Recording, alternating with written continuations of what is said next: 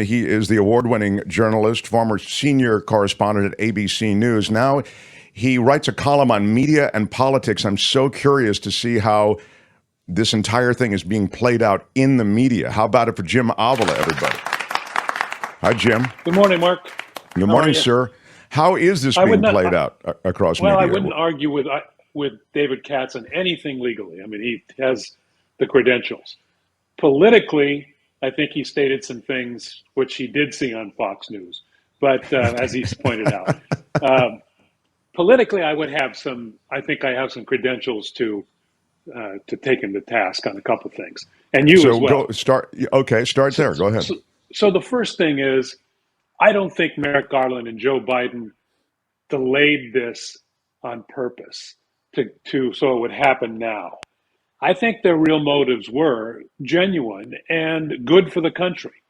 Joe Biden promised to come in and return us to normal and get us back on track.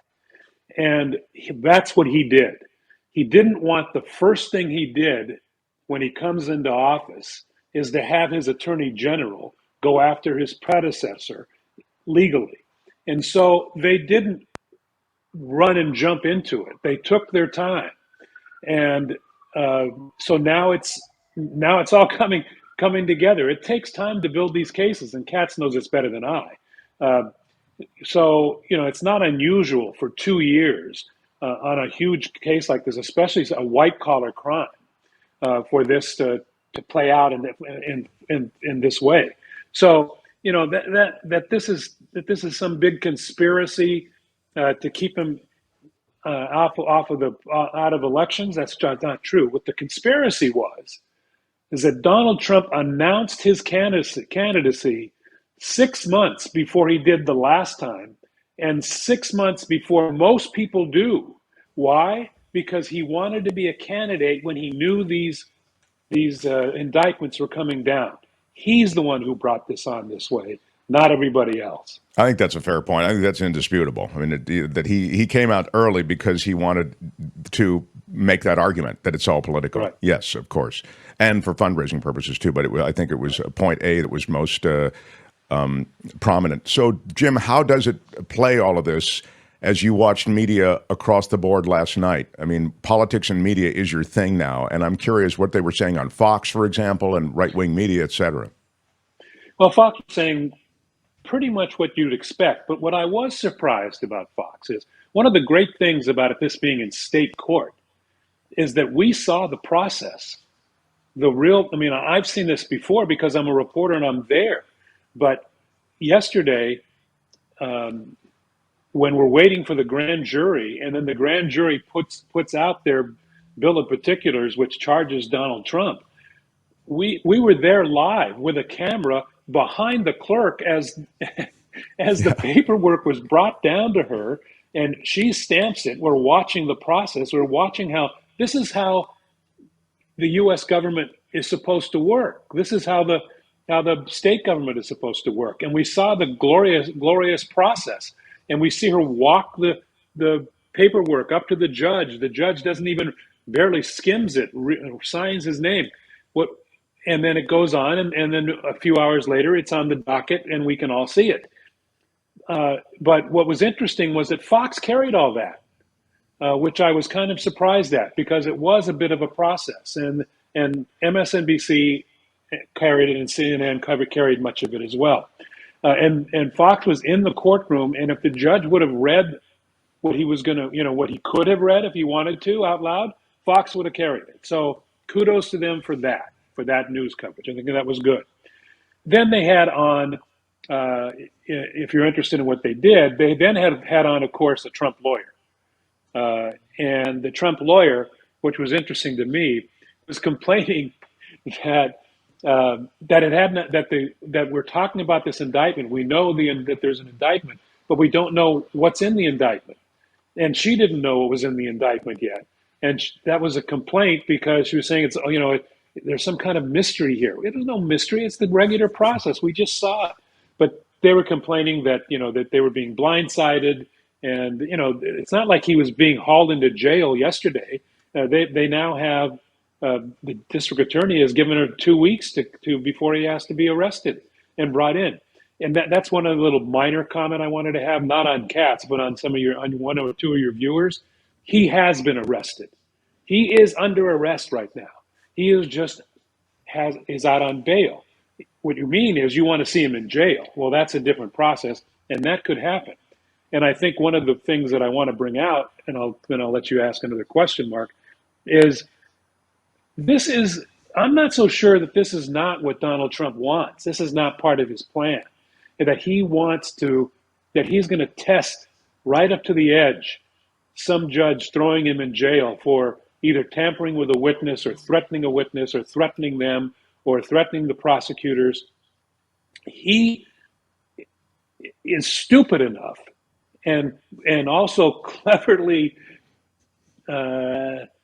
criminal enough to try to go to jail to win the presidency in some way, to get it put in jail, to cause a civil war, to cause all the issues. I think it was wise of the DC judge to take a breath.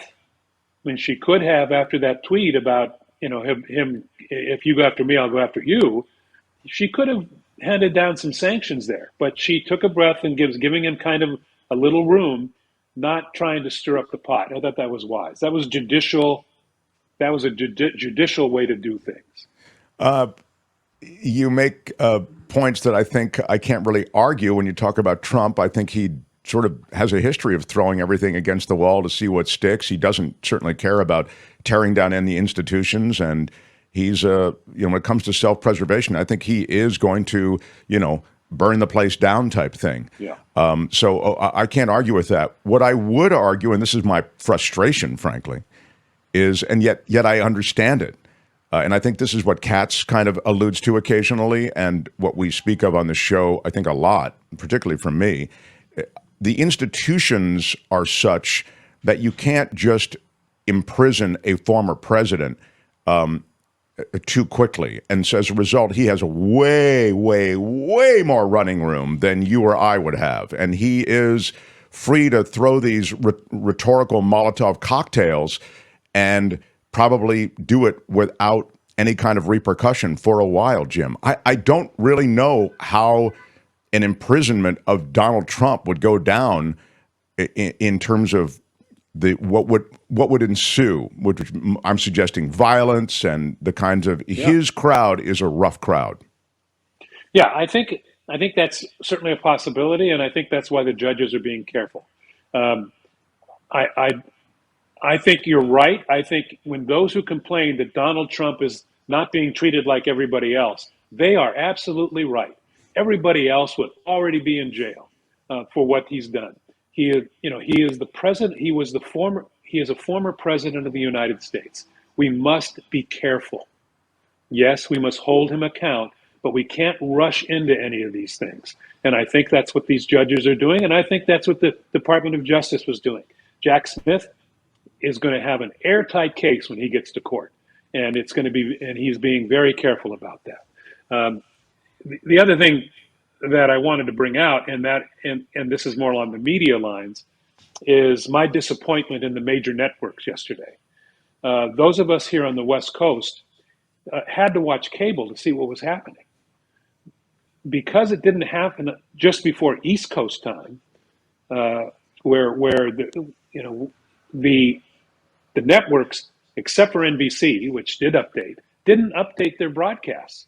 So here on the West Coast, if you happen to be not watching cables or watching the internet, you didn't know that he had been indicted again, and that there were and that we were awaiting charges. They waited to do a special report until the charges came out about 2 hours later. So literally their show was absent of the indictments? It was what was going on at 3:30 in the afternoon Pacific time. And that was, that's when it's recorded, the initial broadcast. Normally, when there's a big event, they update. And it didn't even have to be that big of an event. When I was reporting for ABC News and for NBC before that, if I was covering a flood in the Midwest and some development happened between 3:30 Pacific time and 6:30 Pacific time when the newscast goes on.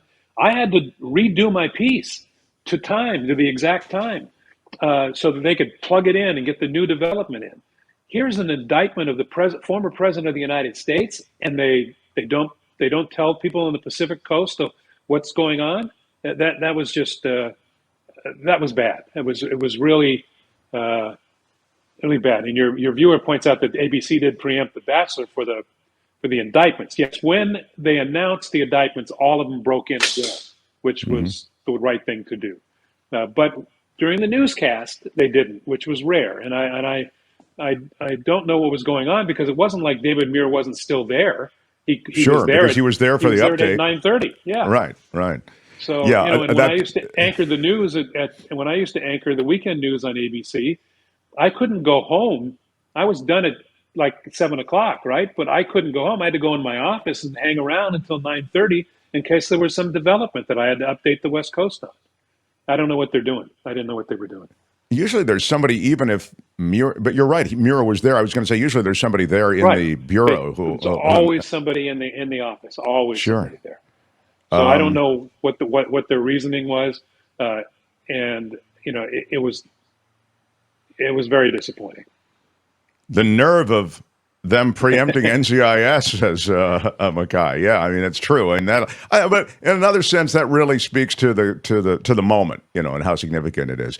Jim, we'll post a link to your latest column. Like that you talk about media and politics here, and of course, we'll wrap up the week, and it's an eventful one indeed when we talk to you on Friday. Jim Avila, everybody.